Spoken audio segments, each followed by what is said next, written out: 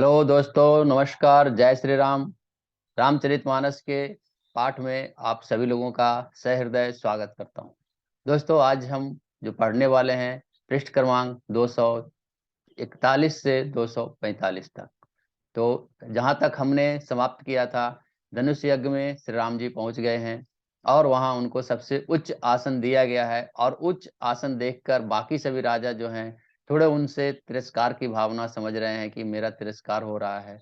और उनको जो रूप है, रूप देखकर सभी लोग आश्चर्यचकित हैं। उनकी भुजाएं, उनके शरीर के जो रचना है, उनका तेज देखकर बाकी सभी जो हैं बहुत ही मूर्छित हो गए हैं।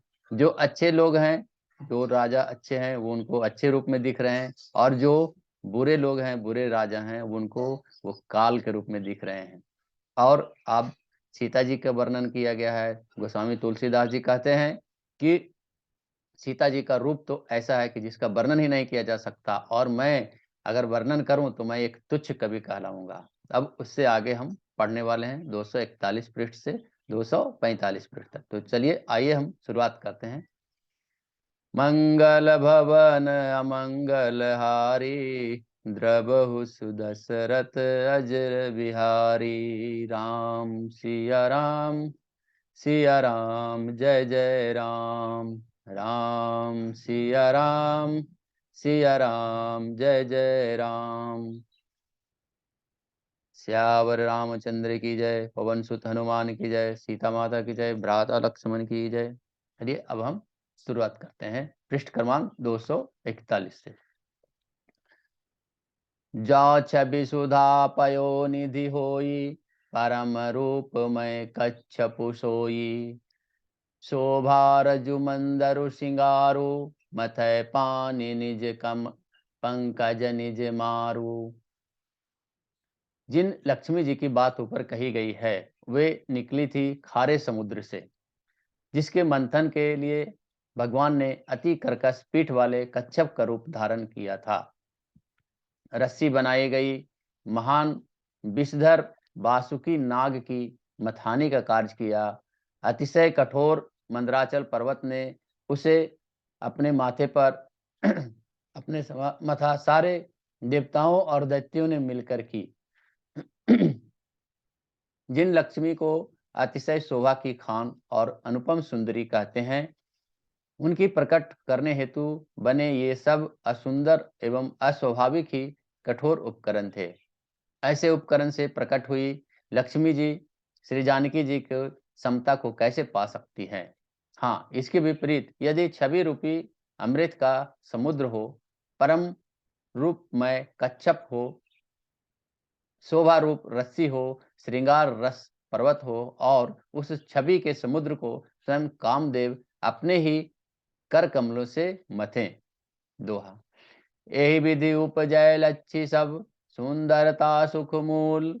तदपि सकोच समेत कवि, कहें सिए समतुल। सियावर रामचंद्र की जय। इस प्रकार का संयोग होने से जब सुंदरता और सुख की मूल लक्ष्मी उत्पन्न हो, तो भी कभी लोग उसे बहुत ही संकोच के साथ सीता जी के समान कहेंगे। यहाँ जो अर्थ बताया गया है उसके अनुसार, जिस सुंदरता के समुद्र को कामदेव मथेंगे, वह सुंदरता भी प्राकृत लौकिक सुंदरता हो जाएगी। क्योंकि कामदेव स्वयं भी त्रिगुणमयी प्रकृति का ही विकार हैं, अतः उस सुंदरता को मथकर प्रकट की हुई लक्ष्मी भी उपयुक्त लक्ष्मी की अपेक्षा कहीं अधिक सुंदर और दिव्य होने पर भी प्राकृत ही रहेंगी। और उनके साथ भी जानकी जी की तुलना करके कवि के लिए बड़े संकोच की बात होगी। जिस सुंदरता से जानकी जी का दिव्यातिव्य परम दिव्य विग्रह बना है, वह सुंदरता उपयुक्त सुंदरता से भिन्न और अप्राकृतिक है।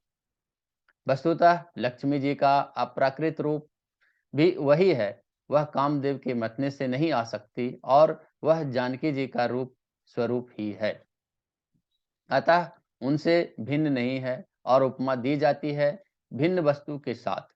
इसके अतिरिक्त जानकी जी प्रकट हुई हैं, वह स्वयं अपनी महिमा से उन्हें अपने प्रकट करने के लिए किसी भिन्न उपकरण की अपेक्षा नहीं है।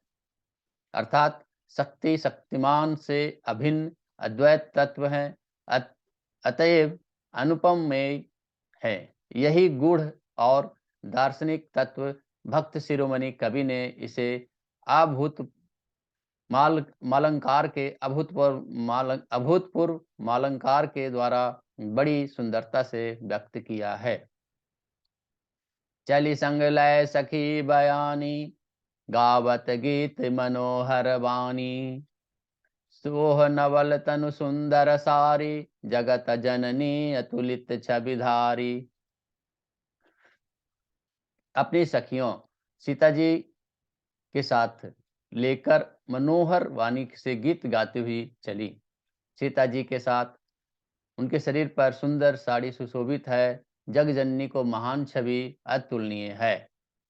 भूषण सकल सुदेश सुहाए, अंग अंग रचि सखिन बनाए।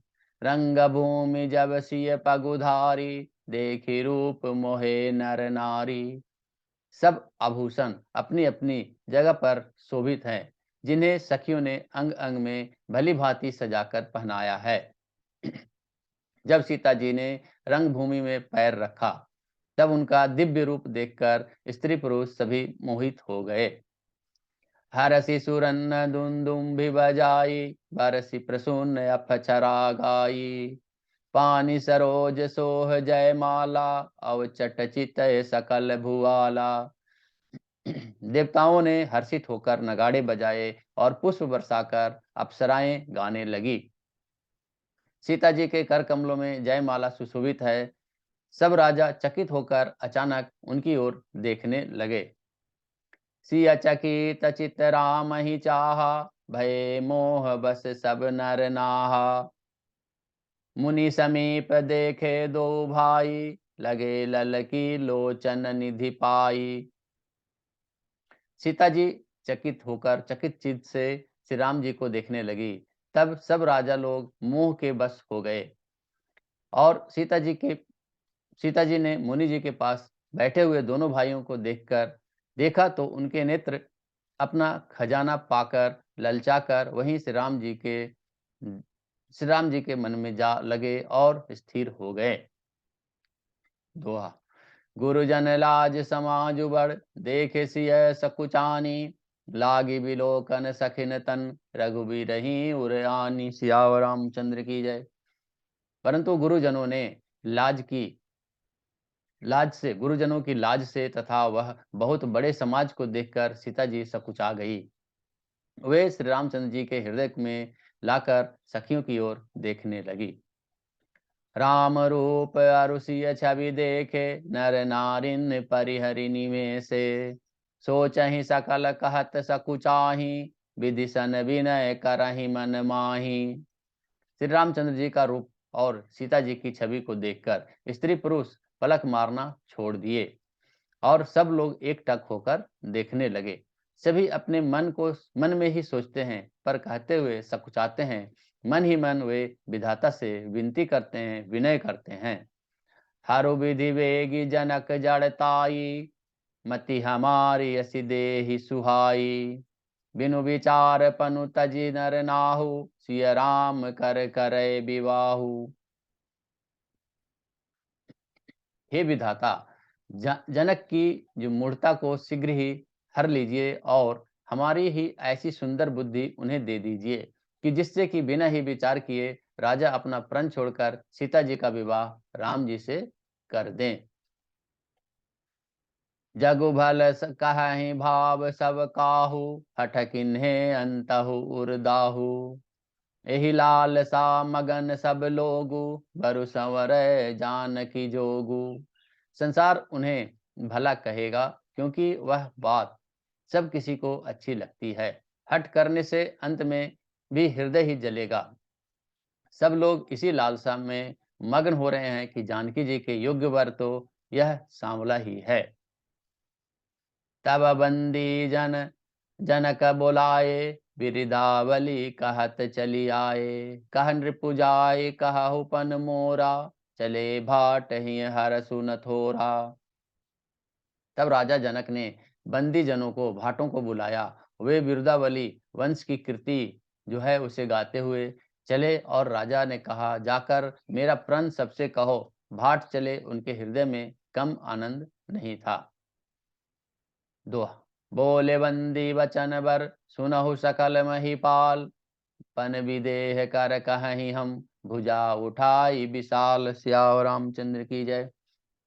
भाटी ने श्रेष्ठ वचन कहा, हे पृथ्वी की पालना करने वाले सब राजागण, सुनिए, हम अपनी भुजा उठाकर जनक जी का विशाल प्रण कहते हैं। नृप भुज बल विदु शिव धनु राहु, गर्व कठोर विदित सब काहू। रावण बानु महाभट्ट भारे, देखी सरासन गवहि सिधारे। राजाओं की भुजाओं का बल चंद्रमा है, शिव जी का धनुष राहु है, वह भारी है, कठोर है, यह सबको विदित है, सबको मालूम है। यह बड़े भारी योद्धा रावण और बानासुर भी इस धनुष को देखकर गौसे में चलते बने, यानी चुपके से बाहर चले गए। उसे उठाना तो दूर, छूने तक की हिम्मत न हुई। सोई पुरारु कोदंडी कठोरा, राज्य समाज आजु जोई तोरा। त्रिभुवन जय समेत वैदेही, बिनहि विचार बरई हठिते ही। उसी शिव जी के कठोर धनुष को आज इस राज समाज में जो भी तोड़ेगा, तीनों लोकों की विजय के साथ ही उसका जानकी जी के साथ बिना किसी विचार के हठपूर्वक वरण करेंगी। सुनिपन सकल भूप अभिलाषे, भट्ट मानी अतिशय मन माखे। परिकर बांधि उठे अकुलाई, चले इष्ट देवन सिर नाई। प्रण सुनकर सब राजा ललचा उठे। जो वीरता के अभिमानी थे, वे मन में बहुत ही तमतमाए, कमर कसकर अकुलाकर उठे और उन्होंने अपने इष्ट देव को सिर नवाकर चले। तमकी ताकी ताकी शिव धनु धरही, उठई न कोटि भांति बलु करही। जिन्न के करु विचार मन माही, चाप समीप महीप न जाही। वे तमक्कर बड़े ताव से शिव जी के धनुष की ओर देखते हैं और फिर निगाह जमाकर उसे पकड़ते हैं। करोड़ों भांति के जोर लगाते हैं, पर वह उठता ही नहीं है। जिन राजाओं के मन में कुछ विवेक है, वे धनुष के पास जाते ही नहीं है। दोहा। तमकी धरही धनु मूढ़ नृप, उठई न चलहि लजाई। मनहु पाई भट बाहुबली, अधिक अधिक गरुआई। सियावर रामचंद्र की जय। वे मूर्ख राजा तमक्कर किटकिटाकर धनुष को पकड़ते हैं, परंतु जब वो नहीं उठता तो वे लजाकर चले जाते हैं। मानो वीरों की भुजाओं का बल पाकर वह धनुष अधिक अधिक और अधिक भारी होता जाता है। भूप सहस दस कहीं बारा, लगे उठावन टरई नटारा। डगई न शंभु सरासनु कैसे, कामी वचन सती मनु जैसे। तब 10,000 राजा एक ही बार धनुष को उठाने लगे, तो भी वह उनके टाले नहीं टला। शिव जी का वह धनुष कैसे नहीं डिगता था, जैसे कामी पुरुष के वचनों में सती का मन कभी चलायमान नहीं होता। सब नृप भय जोग उपहासी, जैसे बीनु विराग सन्यासी। कीरति विजय वीरता भारी, चले चाप कर बर बसहारी। सब राजा उपहास के योग्य हो गए, जैसे वैराग्य के बिना सन्यासी उपहास के योग्य हो जाता है। कीर्ति, विजय, बड़ी वीरता, इन सबको वे धनुष के हाथों बरबस हार कर चले गए। श्रीहत भय हारिहिं राजा, बैठे निज निज जाई समाजा। नृपन्न बिलो की जनक अकुलाने, बोले वचन रोष जनुषाने। राजा लोग हृदय से हारकर श्रीहीन हतप्रभ हो गए और अपने अपने समाज में जाकर बैठे। राजाओं को असफल देखकर जनक अकुला उठे और ऐसे वचन बोले जो मानो क्रोध में सने हुए थे। दीप दीप के भूपति नाना, आए सुनी हम जो पन उठाना। देव धनुज धरि मनुज शरीरा, विपुल वीर आए रणधीरा। मैंने जो प्रण ठाना था उसे देखकर द्वीप द्वीप के अनेकों राजा आए। देवता और दैत्य भी मनुष्य का शरीर धारण करके आए। तथा और भी बहुत से लोग इस रणधीर में वीर बनकर आए। दोहा। कुंवरी मनोहर विजय बड़ी, कीर्ति अति कमनीय, पावनिहार बिरंचि जनु, रचे उन धनु दमनीय। सियावर रामचंद्र की जय। परंतु धनुष को तोड़कर मनोहर कन्या, बड़ी विजय और अत्यंत सुंदर कीर्ति को पाने वाला मानो ब्रह्मा ने किसी को रचा ही नहीं है। कहाहु कही यह लाभु न भावा, काहु न शंकर चाप चढ़ावा। रहु चढ़ाऊ तोरब भाई, तिलु भरी भूमि न सके छड़ाई। कहिए यह लाभ किसको अच्छा नहीं लगता, परंतु किसी ने भी शंकर जी का धनुष नहीं चढ़ाया। अरे भाई, चढ़ाना और तोड़ना तो दूर रहा, कोई तिल भर भूमि भी छुड़ा न सका। अब जनि को माख भट मानी, वीर विहीन मही मैं जानी। तजहु आस निज निज गृह जाहु, लिखा न विधि वैदेही विवाहु। अब कोई वीरता का अभिमानी राजा नाराज न हो। मैंने जान लिया, पृथ्वी वीरों से खाली हो गई है। अब आशा छोड़कर अपने अपने आप घर जाओ। ब्रह्मा ने सीता जी का विवाह लिखा ही नहीं है। सुकृत जाय जाओ पनु परिहरऊँ, कुंवरी कुंवरी रहऊँ का करऊँ। जाओ जन तेउ बिनु भट बुआई, तौ पनु करित होते न हसाई। यदि प्रण छोड़ता हूँ तो पुण्य जाता है, इसलिए क्या कहूँ, कन्या कुंवारी ही रहे। यदि मैं जानता कि पृथ्वी वीरों से शून्य है, तो प्रण करके उपहास का पात्र न बनता। जनक वचन सुनि सब नर नारी, देखी जान की भय दुखारी। माखे लखन कुटिल भई भौहें, रदपट फरकत नयन रिसौहें। जनक के वचन सुनकर सभी स्त्री पुरुष जानकी जी की ओर देखकर दुखी हुए, परंतु लक्ष्मण जी तमतमा उठे। उनकी भौहें टेढ़ी हो गई, ओठ फड़कने लगे और नेत्र क्रोध से लाल हो गए। दोहा।